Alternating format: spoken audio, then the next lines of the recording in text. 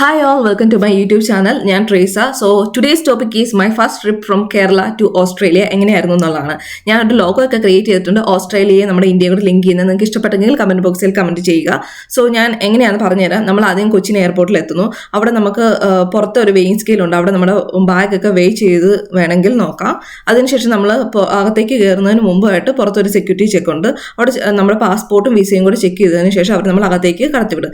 അകത്തേക്ക് കടത്തിവിട്ടതിന് ശേഷമാണ് main point വരുന്നത്. നമ്മുടെ എയർലൈൻസ് എവിടെയാണെന്ന് വെച്ചാൽ അവിടെ നമ്മൾ കണ്ടുപിടിക്കണം. കുറേ എയർലൈൻസ് അവിടെ കാണാം. ഇപ്പം എൻ്റെ എയർ ഏഷ്യ ആയതുകൊണ്ട് അതിൻ്റെ ഒരു സെറ്റപ്പ് എങ്ങനെയാണെന്നൊക്കെ ഞാൻ ഇതിൽ തന്നേക്കാം.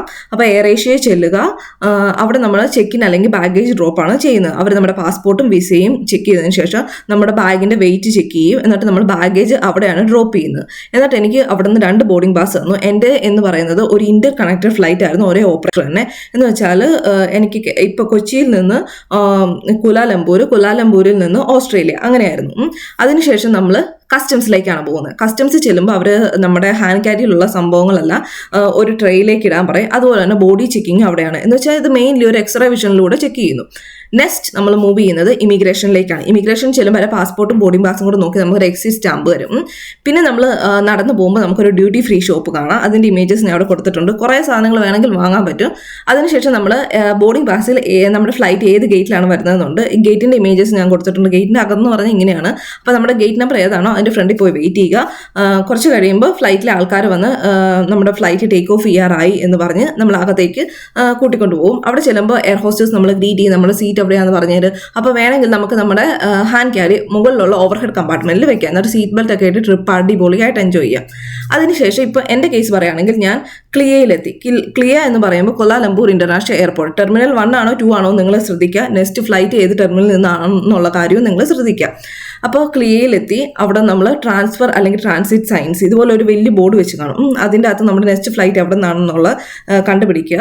അതിൻ്റെ അകത്ത് നമുക്ക് ഗേറ്റ് നമ്പറൊക്കെ അവിടെ കൊടുത്തിട്ടുണ്ട്. ഇപ്പം നിങ്ങൾക്ക് പറ്റുന്നില്ല എന്നുണ്ടെങ്കിൽ അവിടെ ഹെൽപ്പ് ഡെസ്ക് കാണും. അവിടെ ചെന്ന് അവരോട് ചോദിച്ചാൽ മതി. അവർ ഡയറക്ഷൻസും ഒക്കെ തരും. അപ്പം ഇങ്ങനെ നമ്മൾ ഇപ്പം എൻ്റെ ക്യൂട്ടൻ ആയിരുന്നു. ഞാൻ ക്യൂട്ടൻ എന്ന് പറഞ്ഞ ഗേറ്റിൻ്റെ ഫ്രണ്ടിൽ നിന്ന് എടുത്തിട്ടുള്ള പിക്കാണിത്. അപ്പോൾ അതിൻ്റെ ഫ്രണ്ടിൽ വെയിറ്റ് ചെയ്ത് കഴിയുമ്പോൾ അവർ നമ്മൾ നേരത്തെ ചെയ്ത പോലെ തന്നെ ഫ്ലൈറ്റിൻ്റെ അകത്തേക്ക് കൊണ്ടുപോകും. ഇതിനു മുമ്പ് എനിക്കൊരു ക്ലിയറൻസ് ചെക്ക് ഉണ്ടായിരുന്നു കേട്ടോ. എന്നിട്ട് പിന്നെ ഫ്ലൈറ്റിലേക്ക് കൊണ്ടുപോയി. അവിടെ ഞാൻ ട്രിപ്പ് 2 ഇനി അടുത്തതെന്ന് പറയുന്നത് ട്രിപ്പ് 2 സിഡ്നിയാണ്. ഇപ്പോൾ സിഡ്നിയിലേക്ക് എത്തുന്നതിന് മുമ്പായിട്ട് എൻ്റെ നൈറ്റ് വ്യൂ ആയിരുന്നു. ഞാൻ ഡിസംബർ 31 ടൈമിലാണ് പോയത്.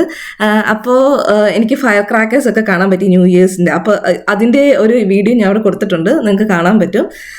അപ്പോൾ അതിന് മുമ്പായിട്ട് നമ്മൾ ഫ്ലൈറ്റിൽ നിന്ന് ഇറങ്ങുന്നതിന് തൊട്ട് മുമ്പായിട്ട് അവർ നമുക്കൊരു ഇൻകമിങ് പാസഞ്ചർ കാർഡ് തരും. ഇതാണ് ഒരു യെല്ലോ കളറിൽ കാർഡ്. അത് ഫില്ല് ചെയ്യാൻ ഒരു പെൻ തരത്തില്ല. അപ്പോൾ പെൻ നമ്മുടെ കയ്യിൽ കരുതണം. എന്നിട്ട് പാസഞ്ചർ കാർഡ് ഫില്ല് ചെയ്തിട്ട് നമ്മുടെ കയ്യിൽ തന്നെ ക്യാരി ചെയ്യണം. അപ്പോൾ നെക്സ്റ്റ് നമ്മൾ ഇറങ്ങിയെന്ന് വിചാരിച്ചു. ഇറങ്ങി കഴിയുമ്പോൾ നമുക്ക് എക്സിറ്റ് സൈൻസ് എല്ലാം കൂടെ നോക്കിയിട്ട് ഇങ്ങനെ പോകുന്ന വഴിക്ക് നമുക്ക് ഇമിഗ്രേഷൻ കാണാൻ പറ്റും. അവിടെ 2 ലൈൻ ഉണ്ട്, റൈറ്റ് ലൈനും ലെഫ്റ്റ് ലൈൻ. നമ്മൾ എപ്പോഴും എടുക്കേണ്ട ലെഫ്റ്റ് ലൈനാണ്. ഇന്റർനാഷണൽ എപ്പോഴും എടുക്കേണ്ട ലെഫ്റ്റ് ലൈൻ. റൈറ്റ് ലൈൻ എപ്പോഴും ഓസ്ട്രേലിയൻസിന് വേണ്ടിയിട്ടുള്ളതാണ്. അങ്ങനെ നമ്മൾ അതിൻ്റെ ഒരു ഇങ്ങനെ ബ്ലൂ സ്ട്രാപ്സ് പോലെ കൊടുത്തിട്ടുണ്ട്. അതിൻ്റെ അകത്തോട്ട് നമ്മൾ ചെല്ലുമ്പോൾ ഇമിഗ്രേഷൻ എത്തും. ഇമിഗ്രേഷൻ അവർ പാസ്പോർട്ട് വിസയൊക്കെ ചെക്ക് ചെയ്തിട്ട് നമുക്ക് ബാഗേജ് എടുത്തോളാം അവർ പറയും. അപ്പോൾ ബാഗേജിന് വേണ്ടിയിട്ട് അവർ സെപ്പറേറ്റ് ബോർഡ് തന്നിട്ടുണ്ട്. കാരണം ഓരോ ഫ്ലൈറ്റിൻ്റെ ബാഗേജും ഓരോ ബെൽറ്റിലേക്കാണ് വരുന്നത്. അപ്പോൾ ഈ ബോർഡിൻ്റെ അകത്ത് നമ്മുടെ ഫ്ലൈറ്റ് നമ്പർ ഏതാണ്, ഏത് ബെൽറ്റ് ആണെന്നുള്ളത് മെൻഷൻ ചെയ്ത് കാണും. അതിനുശേഷം നമ്മൾ പുറത്തേക്ക് ഇറങ്ങുമ്പോൾ ഇങ്ങനെ നമുക്ക് കാണാൻ പറ്റും കുറേ സർക്കിൾസിൽ ഇങ്ങനെ ബാഗേജ് വന്നുകൊണ്ടിരിക്കുന്നത്. അപ്പോൾ ഇപ്പോൾ ഈ ഒരു ഇമേജസിൽ 3 എന്ന് കൊടുത്തിട്ടില്ല, അതാണ് ബെൽറ്റ് നമ്പർ. അപ്പോൾ ഓരോ ഫ്ലൈറ്റിൻ്റെ വേരി ചെയ്തിരിക്കും. അത് ഏത് ഫ്ലൈറ്റിൻ്റെ അനുസരിച്ച് നിങ്ങൾ പോയി നിങ്ങളുടെ ബാഗേജ് എല്ലാം എടുക്കുക.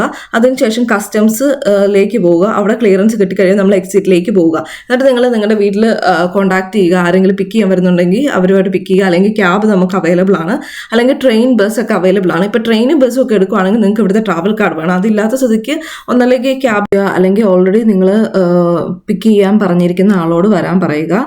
സോ നിങ്ങൾക്ക് എൻ്റെ വീഡിയോ ഇഷ്ടപ്പെട്ടെങ്കിൽ like, share and subscribe. Thank you all.